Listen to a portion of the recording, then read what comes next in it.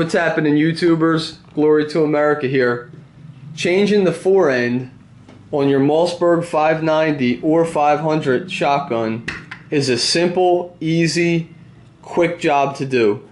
So I decided to make this video because there's a lack of information on how to do this the right way. I did a quick little search on YouTube and I was really surprised to see it seems like a lot of people, I don't know, I've just seen people butcher these forends up, and you just don't have to. It's just such an easy job to do.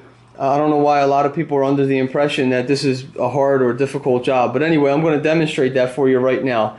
First thing you need to do is break down your shotgun and get to the point where you can take the forend off. Guys, this is a really easy thing to do. Anybody who's not familiar with Mossbergs, or if maybe you have your first shotgun and that's how you came to this video, it takes about 1 minute to do. It's only a few pieces. You're talking about your trigger group, bolt, lifter, and the reason why I didn't make a video on that is I try not to redo videos that are already well done. So I'll do a video if there's something I can add, or maybe a different way of doing something, or if there's no videos out at all. So all of my videos are stuff like that. But if somebody's already got a fantastic video out, I'll just recommend that video rather than remaking it. So anyway, if you guys look on the description below, one of my buddies has, in my opinion, it's the best disassembly video on YouTube for a Mossberg shotgun.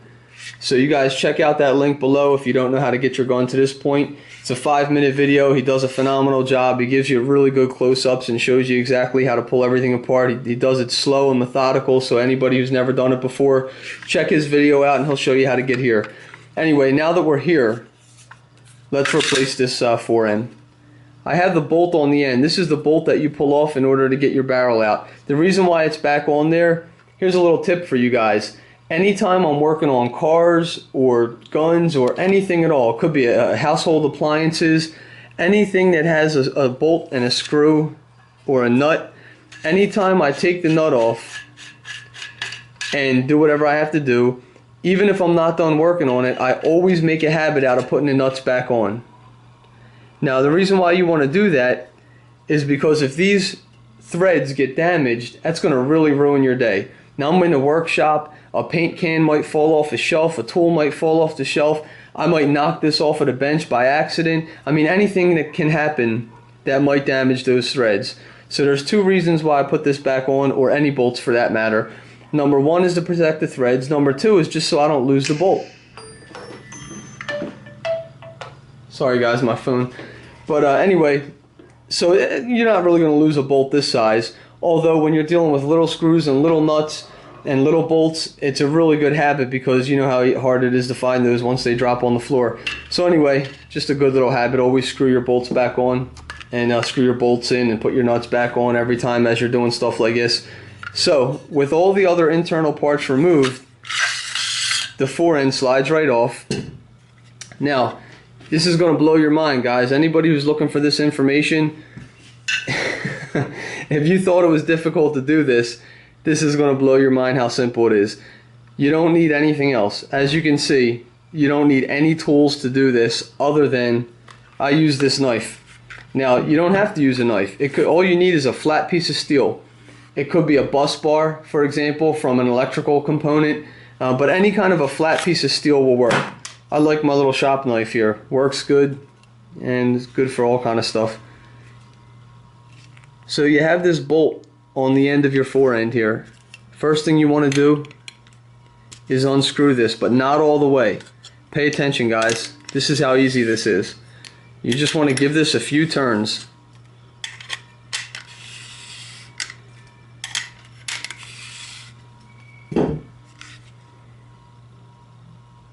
We'll give it a few more.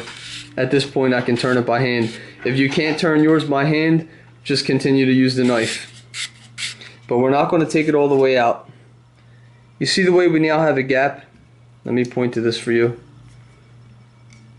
You see the way there's a gap right there? So that's all we want for now. We flip the forend over. You can see the way the polymer part of the forend sticks up past the metal. So what we're going to do is I just use the back end of this knife. You guys can use a rubber hammer or a plastic hammer. That will be a little bit safer. So just to bear that in mind, is if you have a rubber or plastic hammer, you probably want to use that. It's better than taking a chance. But I'm just going to, again, this is just a fast, quick little way here. And let me zoom in a little bit. I really want you guys to get this. So I'm just going to take the back end of my knife and tap this a little bit. Now, as you guys can see, the plastic is now flush with the metal. See what happened there? And remember that gap? That gap that we had now closed up. So now I'm going to screw this a little bit more. Again, if you can't do it by hand, just grab your knife and continue to do it like this. Okay? Either way is fine. So what you want to do is you want to open it back up until you have another gap. Just like that. And we're going to do the same thing again. Again, be real careful. You don't want to smack the metal. So you want to make sure that you're hitting the plastic and not the metal. So what I'm doing is when I'm hitting it, I'm actually coming across right about there. If you guys can see that. So I'm not hitting the metal. I'm using the back of the knife and hitting the plastic only. Again, a metal or a plastic or rubber hammer would do you just fine. So let's just do this. Alright, as you can see, once again, we close that gap. Now, glory to America, why are you doing that? Why don't you just spin that nut right off and knock that thing off? Here's why. Same reason why I screw this back onto the end of the mag tube after I'm done what I have to do. I want to protect those threads. Any way that I can minimize taking a risk of damaging threads, I do. So the reason why I just unscrew this one bit at a time is to protect the threads. Otherwise, what are you going to do? You put that on there, you're sitting it right on the thread. So some people will put it on a wooden handle or a wooden block or a piece of rubber. All that's fine, but again, I'm just trying to show you a fast, simple way. It's just as easy as leaving that bolt on there until the end. What else did I want to tell you? There was something else I wanted to tell you guys. Oh, also, if you've got an older shotgun where the forend has been on there for a long time, of course, plastic and metal, especially if you've shot it a whole bunch and it's gotten real hot and cold and hot and cold, the plastic and the metal will tend to settle in together. And not just that, but between oxidation and dust and everything else, yours may be, you may have to hit it a lot harder. Now this one's brand new, so it's going to slip right off pretty easily. But on the older ones, you may have to pound it a little bit harder. So that, again, that's another reason why you just want to take this off a little bit. Just unscrew it until you get this started, especially on an older one. So keep that in mind. Guys, hang on one second. It sounds like UPS is out there. Alright guys, sorry about that. Just cut the camera off and turned it back on. Man, I'll tell you what, it never fails, guys. The first time I tried doing this video about a half hour ago, the phone started ringing. I had to answer it, so I cut that video off. Now this time the UPS guy shows up. I'm telling you. Now if I was doing something else other than making a video, nothing would happen. It'd be, you know, total not disturbed for whatever. But anyway, so let's get back into this. So I was just explaining to you guys, that's the reason why we leave the nut on there. Again, if you have an older model gun, it's going to be a little bit harder. It could be a lot stiffer. It'll still come off just as easy. You just might have to hit it a little bit harder. Keep those threads protected. Inch it all the way down. At this point now, I'm going to screw it all the way off. Alright, so we screwed that nut off the end there. Now, I usually hold this like this. I tend to put my fingers in between it. I don't want to grab this and just pinch it together. I'm sure it will be fine. It's not going to cause any major damage or anything, but I like to keep things the way they're supposed to be as much as possible. So just kind of put my fingers in there and grip it like this, right? Something like that. And then I'm just going to take my knife, my trusty knife here, and we're just going to hit this the rest of the way off. Little taps, guys. I want you to notice I'm not applying a tremendous amount of effort here. This is just light taps.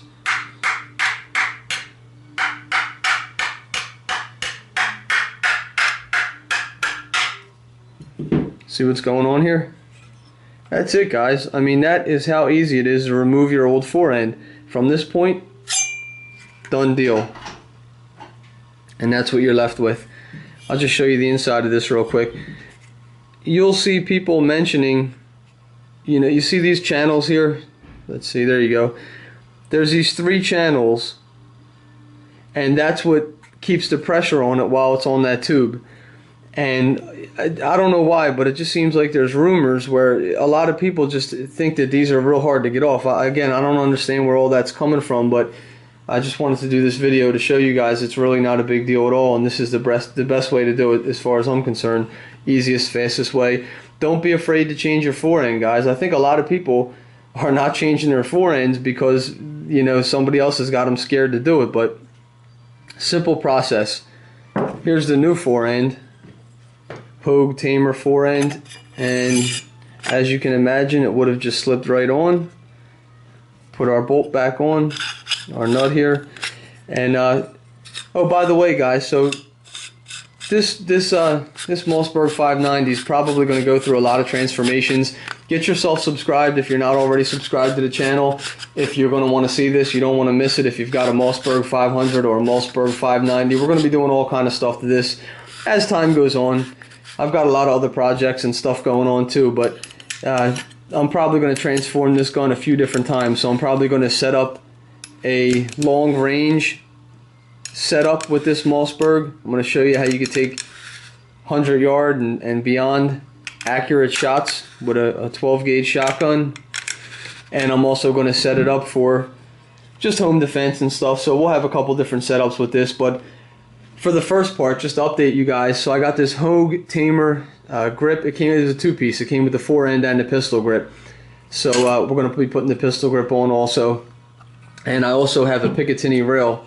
So today, if I have time after this, I'm also going to put the Picatinny rail on. We don't need to make a video about that and everything. I'll just make a video and show you guys how everything looks after I put it back together. But the rail's just going to go on top, right where those screws are.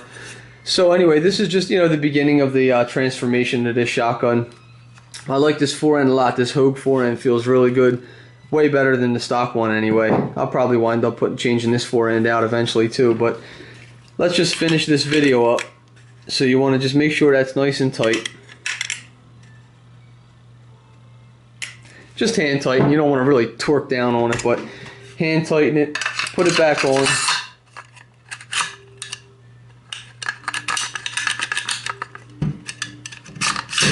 Alright, there we go. Put this back on temporarily, and we'll put the rest of the shotgun back together. Alright, so again, guys, if you guys want to see the rest of the assembly and disassembly, go ahead and click on the link down there, my buddy's channel. Check him out, and check out I'm going to put the link of the actual video of the disassembly and everything. Check that out. Get updated, guys. I'm going to be doing more stuff with this. So be on the lookout. I'll show you how this looks when I put it back together with the other part of the Hogue pistol grip and the new Picatinny rail. And that's it. So just wanted to show you guys how to do that. That is how you change the forend on your 590 or 500 using nothing more than a knife. Look at it. I haven't even broke a sweat, guys. Is that easy or what? Alright, guys. Comment, like this if you liked it. Subscribe if you want to see more stuff like this. Check you guys out later.